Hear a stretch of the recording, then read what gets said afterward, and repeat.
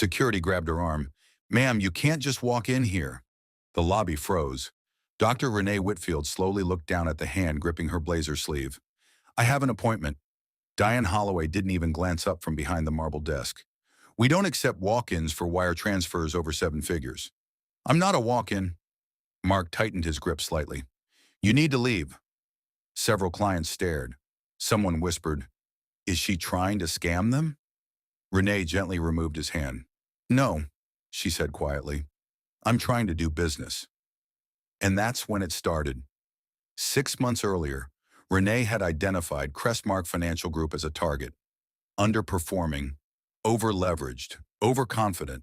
Her team spent weeks analyzing their books. Aunt Monica Reyes had warned her. They have a reputation. For what? Gatekeeping. Renee nodded slowly. Good. That morning, she'd stood in front of her mirror. Navy blazer, white blouse, no jewelry. Deliberate. She'd learned years ago that wealth whispered, and today she needed them to miss it entirely.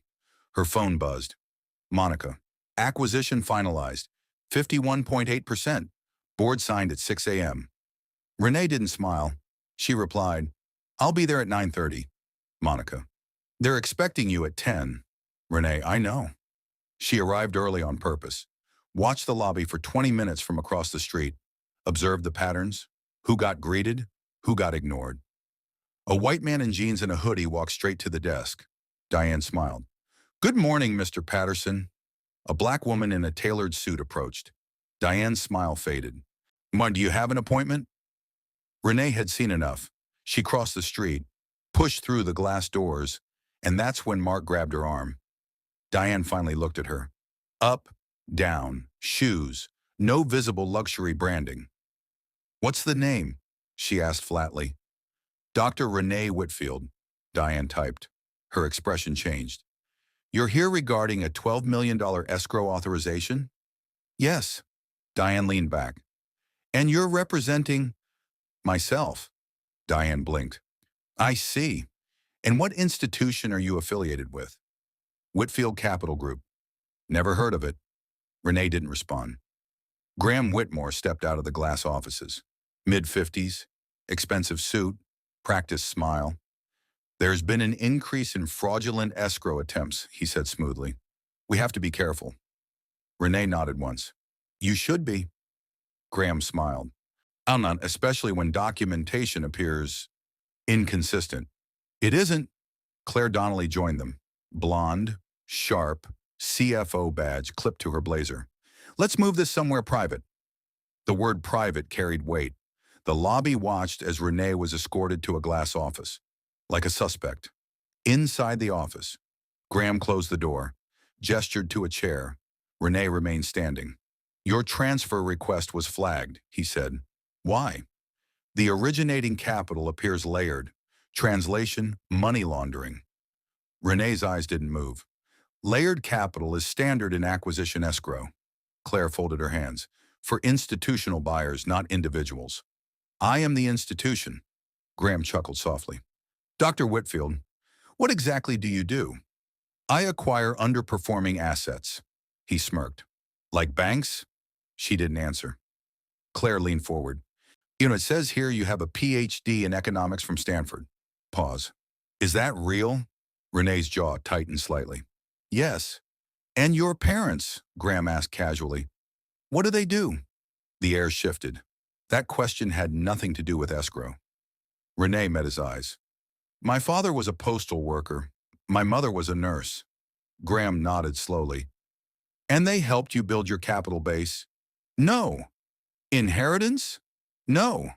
"So where exactly did $12 million come from?" Claire added, "We're required to ask." Renee spoke carefully. "I've acquired 3 companies in the last 8 years. 2 were profitable exits. 1 is still operational." Graham sat back. "And you're saying you did this independently?" "Yes." "Without institutional backing?" "Correct." He exchanged a glance with Claire. "Forgive me, Dr. Whitfield, but that's unusual." "Why?" He didn't answer. Outside the glass office, Mark stood with his arms crossed. Other employees gathered, whispered. Diane typed furiously. One teller leaned over. "What's happening?" Potential fraud case. The words spread. Inside, Claire pulled up more documents. Your initial application listed a business address in Oakland? Yes, that's a co-working space. It was. I've since relocated.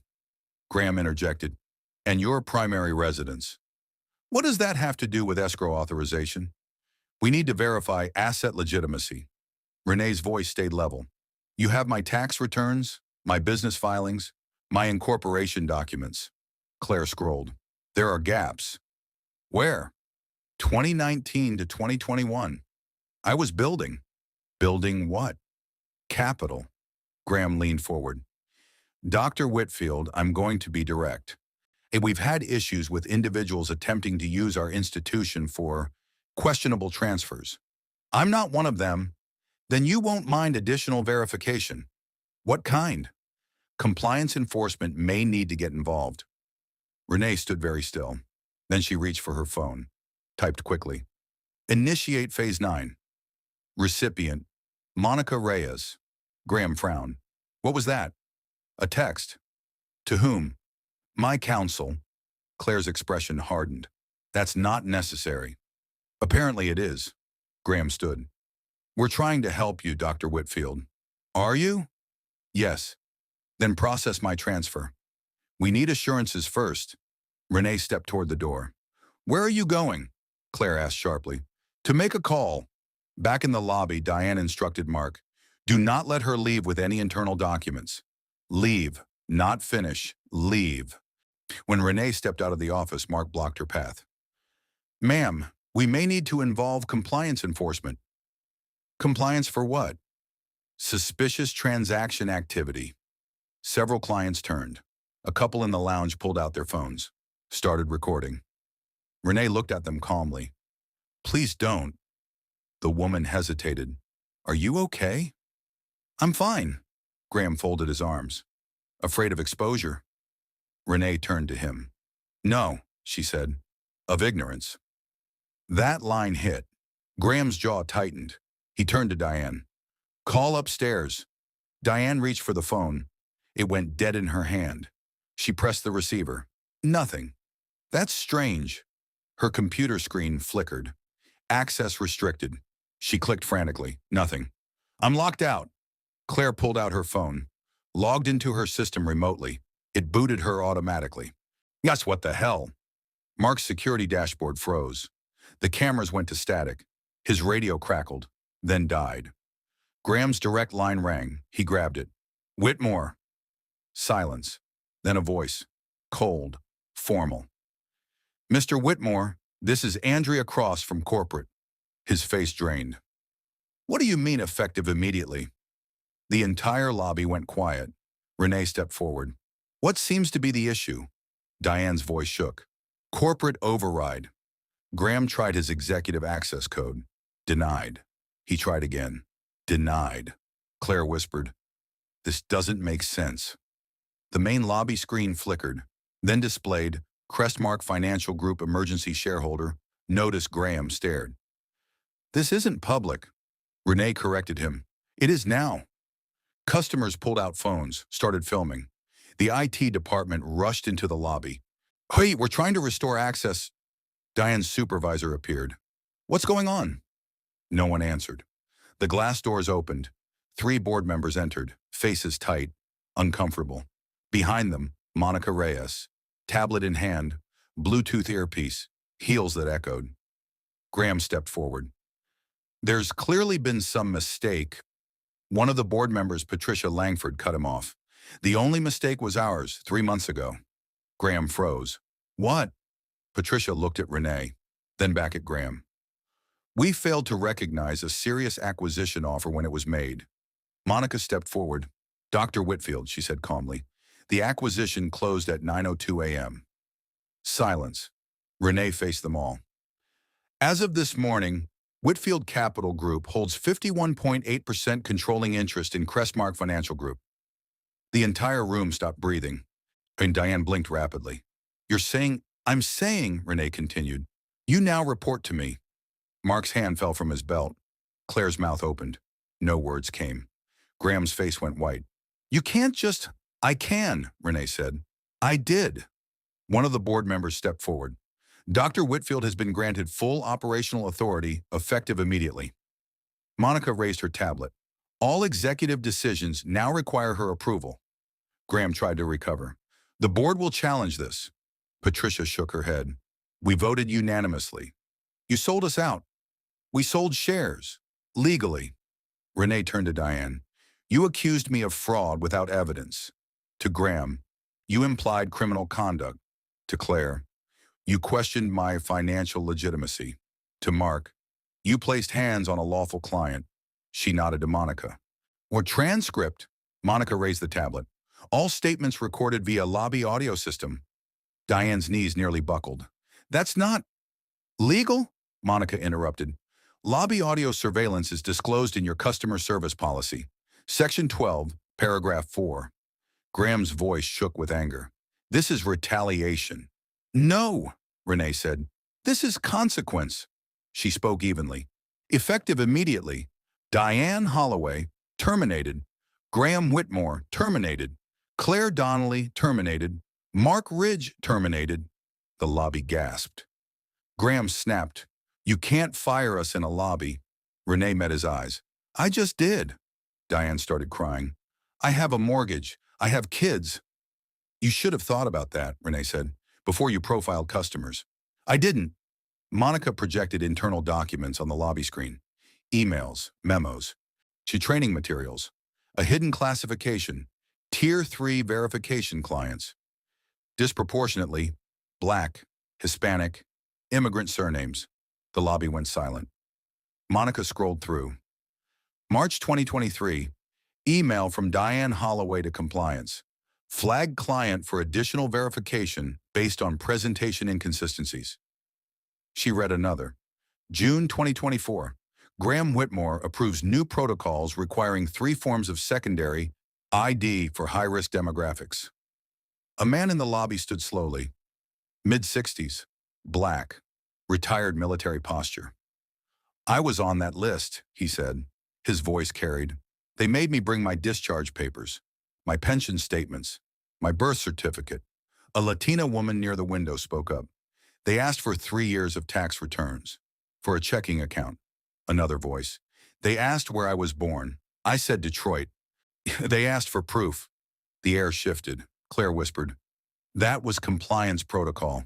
Renee shook her head. That was profiling. Graham tried one last time. These were corporate guidelines. Monica cut him off. Corporate guidelines you designed, Mr. Whitmore. She pulled up another document. 2019 internal memo. Subject, risk mitigation through customer screening.